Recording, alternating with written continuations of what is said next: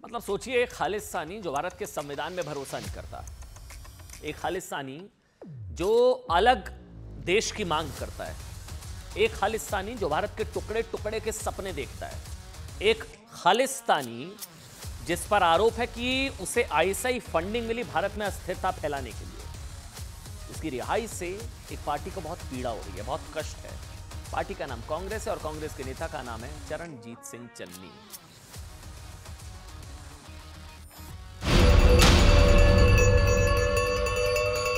कोई बात नहीं, बैठ जाओ जी, बैठ जाओ जी, बैठ जाओ।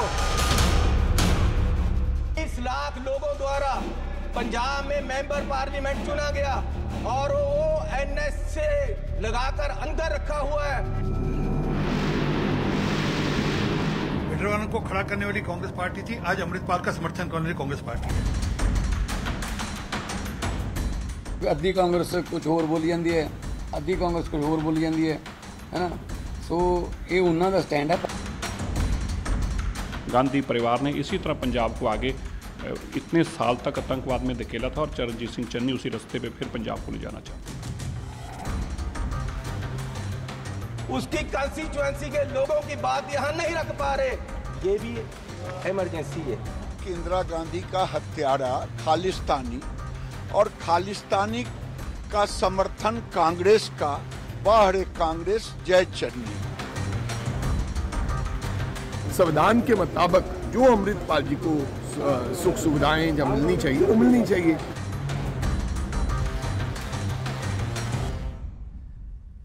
आप जानते हैं अमृतपाल कौन है? वैसे चुनाव जीत गया ये अमृतपाल 1,90,000 वोट से, लेकिन आज देश के लिए बड़ा सवाल ये कि चंद वोटों के चक्कर में, मतलब चंद वोटों के लिए कांग्रेस क्या फिर से खालिस्तान वाली आग के साथ खेल रही है? ये वही आग है जिसने 80 के दशक में पंजाब में आतंक की आग भड़का दी थी। आपको याद होगा, आतंक की इसी आग की वजह से देश ने पूर्व प्रधानमंत्री इंदिरा गांधी जी को खोया। दिल्ली में सिख विरोधी दंगे हुए, नरसंहार हुआ। पंजाब कई साल तक आतंकवाद के बारूद पर बैठा रहा। यह सवाल इसलिए क्योंकि आज कांग्रेस ने ना खुलेआम एक खालिस्तानी समर्थक को समर्थन दे दिया। मतलब आप सोचिए, जो काम इंदिरा के दौर में मतलब होता ना चोरी छिपे हुआ, वो कहानी आज मैं सुनाऊंगा कि इंदिरा की भूल दोहरा रही है क्या कांग्रेस। लेकिन जो काम इंदिरा के दौर में, इंदिरा गांधी जी के दौर में चोरी छिपे हुआ, वो काम आज कांग्रेस डंके की चोट पर कर रही है। आज कांग्रेस सांसद और पंजाब के पूर्व मुख्यमंत्री चरणजीत सिंह चन्नी ने खालिस्तानी समर्थक, वो खुद को खालिस्तानी कहता है, वो खुद को हिंदुस्तानी मानता ही नहीं है, उस खालिस्तानी अमृतपाल सिंह का नाम लिए बिना उसका समर्थन कर दिया। चरणजीत सिंह चन्नी कोई छोटे मोटे नेता नहीं है साहब। चरणजीत सिंह चन्नी पंजाब के पूर्व मुख्यमंत्री, राहुल गांधी के करीबी, कांग्रेस के सीनियर लीडर। उन्होंने कहा कि देश में अघोषित आपातकाल लागू है। आपातकाल, अंदर अमृतपाल, कांग्रेस को याद आया आपातकाल। एक निर्वाचित सांसद पर एनएसए लगाकर उसे जेल में डाल दिया गया। बहुत दर्द हो रहा है। और वो संसद में अपने क्षेत्र का प्रतिनिधित्व नहीं कर पा रहे हैं। उसकी अभिव्यक्ति की आजादी दबाई जा रही है। ये शब्द आप हैरान हो जाएंगे, ये शब्द कांग्रेस के हो ही नहीं सकते। मुझे भी नहीं भरोसा हुआ कि कांग्रेस ये कह सकती है अमृतपाल के लिए, क्योंकि अमृतपाल ने जो किया, जो उस पर आरोप है, एनएसए, आईएसआई के साथ मिलकर भारत में अस्थिरता फैलाने का आरोप, ये सारी चीजें हैं पब्लिक डोमेन में। उसके बावजूद कांग्रेस अमृतपाल को क्यों बचाएगी? चन्नी का इशारा खुले तौर पर उस अमृतपाल की ओर था जो खालिस्तान का समर्थक है, जो पंजाब को भारत से तोड़ने की, भारत के टुकड़े टुकड़े करने की बातें कर चुका है।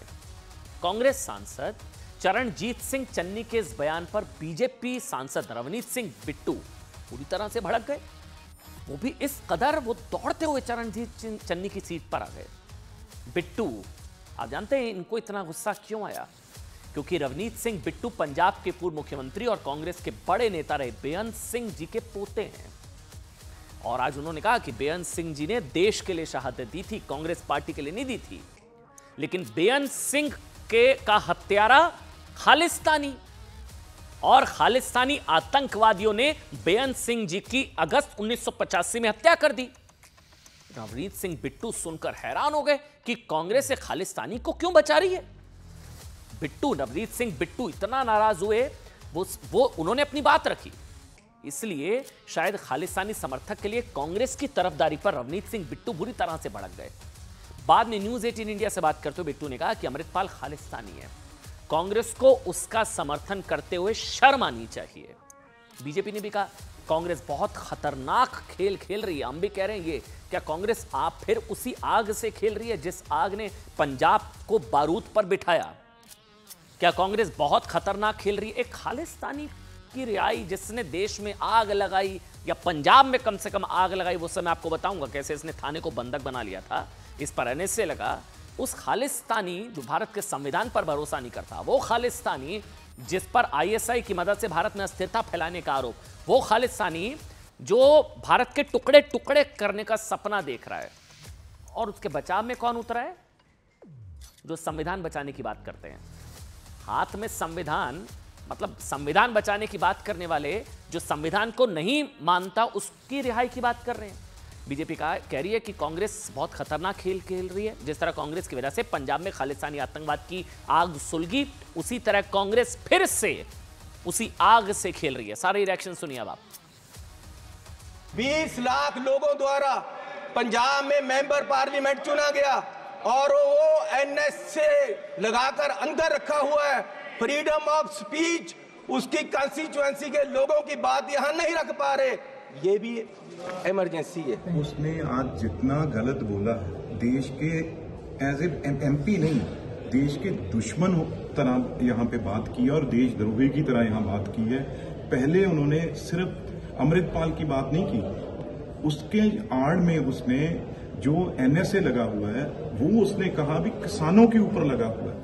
टोटल ही उसने गलत गुमराह किया। कांग्रेस दा स्टैंड की है, क्योंकि अद्धी कांग्रेस कुछ होर बोली जाती है, अद्धी कांग्रेस कुछ होर बोली जाती है ना। सो ये उन्हों का स्टैंड है। पर साडे वल्लों यह है कि पंजाब दे विच लॉ एंड ऑर्डर नूं मेनटेन करने वास्ते जो साडे असीं अपने वल्लों एफर्ट्स करते हैं, क्योंकि मैं इकल्ला किसी खास एमपी का नहीं, मैं 3.5 करोड़ लोगों का कस्टोडियन हाँ। सवाल ये उठता है कि आपके जहन में भी सवाल होगा कि अमृतपाल को आखिर कांग्रेस क्यों बचा रही है? अमृतपाल सिंह एनएसए लगा हुआ, आईएसआई के साथ मिलकर या आईएसआई की फंडिंग से भारत में अस्थिरता फैलाने का आरोप है, भारत के संविधान में भरोसा नहीं करता, भारत के टुकड़े टुकड़े करना चाहता है। इस अमृतपाल को कांग्रेस क्यों बचा रही है? इसका जवाब सीधा सा है। अमृतपाल चुनाव जीता 1,90,000 वोटों से पंजाब के अंदर। आपको ना थोड़ा अमृतपाल के बारे में बताता हूं, जिसके समर्थन पर कांग्रेस के लिए कहा जा रहा है कि वो चंद वोटों के लिए फिर से उसी आग से खेलने की कोशिश कर रही है। आज संसद में जिस अमृतपाल के लिए हंगामा हुआ वो दिल्ली से करीब 2300 किलोमीटर दूर, ध्यान से सुनिएगा जो बता रहा हूं, वो दिल्ली से करीब 2300 किलोमीटर दूर डिब्रूगढ़ जेल में बंद है। 2024 के लोकसभा चुनाव में अमृतपाल ने पंजाब की खडूर लोकसभा सीट से निर्दलीय चुनाव जीता। जेल के अंदर रहते हुए इसने चुनाव जीत लिया पंजाब में 1,90,000 वोटों से। अमृतपाल देश की अखंडता के लिए कितना खतरनाक है ना, कितना खतरनाक, ये समझने के लिए ना आपको 23, ये वही वीडियो है, इसको एक बार फुल स्क्रीन पर दिखाइए। ये आप वीडियो देखेगा कुछ यादें ताज़ा होंगी। एक बार फुल स्क्रीन पर दिखाइए तस्वीरें। ये 23 फरवरी, ये देखिए आप तस्वीरें देखिए अब आप, ये 23 फरवरी 2023 का वो खौफनाक वीडियो, वो भयानक वीडियो। इस दिन अमृतपाल के समर्थकों ने खुलेआम तलवारें लहराई थी, एक थाने को बंधक बना लिया था, थाने पर लगभग कब्जा कर लिया था, तलवारें लहराई गई थी। अमृतपाल इस भीड़ की अगुवाई कर रहा था, थाने में बंद साथियों को तुरंत रिहा करने की धमकी दे रहा था। थाने को लगभग मतलब एक हॉस्टेज टाइप सिचुएशन हो गई थी। यह हाल देखिए आप। इसके अलावा अमृतपाल देश के गृह मंत्री अमित शाह को भी धमकी दे चुका है कि उनका हाल इंदिरा गांधी जैसा होगा। यहां तक कि अमृतपाल पर पाकिस्तानी खुफिया एजेंसी आईएसआई के साथ मिलकर भारत में अशांति फैलाने की साजिश के भी आरोप हैं। अमृतपाल खालिस्तानी अलगाववाद के सबसे बड़े चेहरे जरनैल सिंह भिंडरावाले का कट्टर समर्थक है। सुनते जाइएगा कहानी। वो खुद को नया भिंडरावाले साबित करना चाहता है। अमृतपाल खोलकर पंजाब को तोड़कर खालिस्तान का समर्थन करता है। खालिस्तानी संगठनों से उसका कनेक्शन भी जुड़ता है। इसलिए अमृतपाल सिंह को पिछले साल मार्च में राष्ट्रीय सुरक्षा कानून एनएसए के तहत गिरफ्तार किया गया था, तभी से वो जेल में है।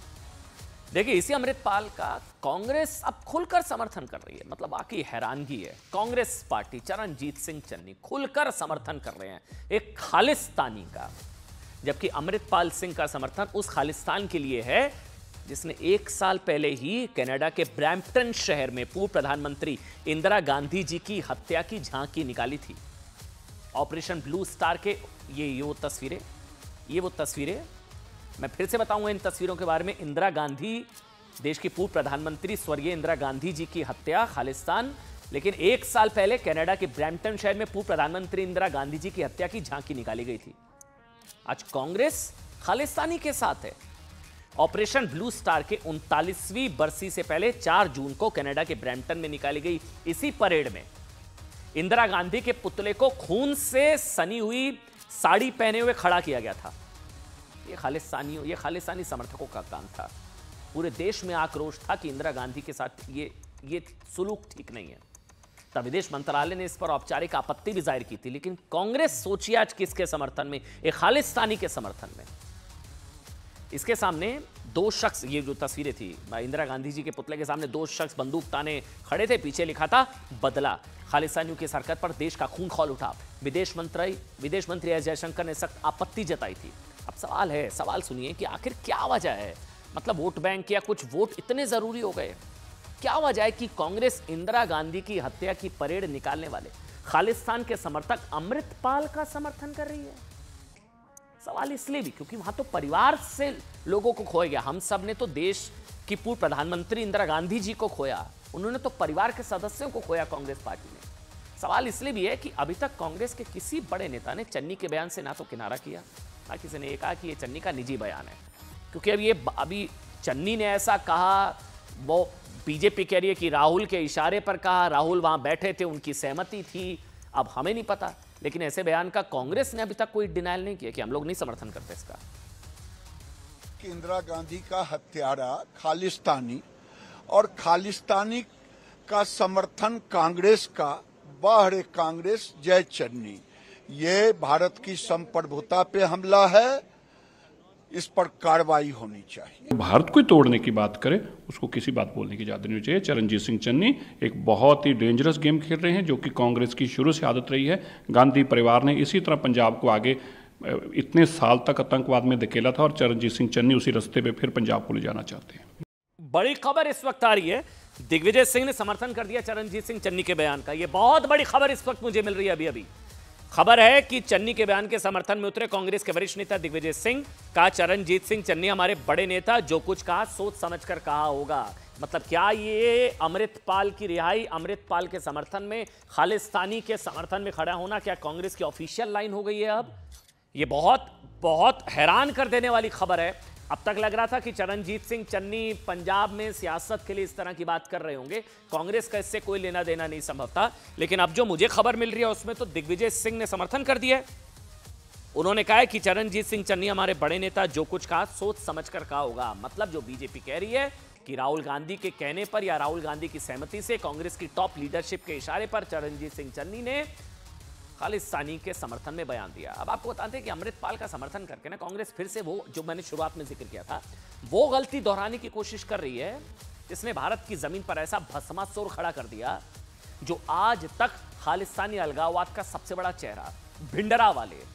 हम कह रहे हैं इंदिरा की भूल दोहरा रही है क्या कांग्रेस? ये चेहरा याद है आपको? कांग्रेस की उस गलती की वजह से आज तक पंजाब को देश से तोड़ने की कोशिश हो रही है। इस गलती का नाम था जरनैल सिंह भिंडरा वाला।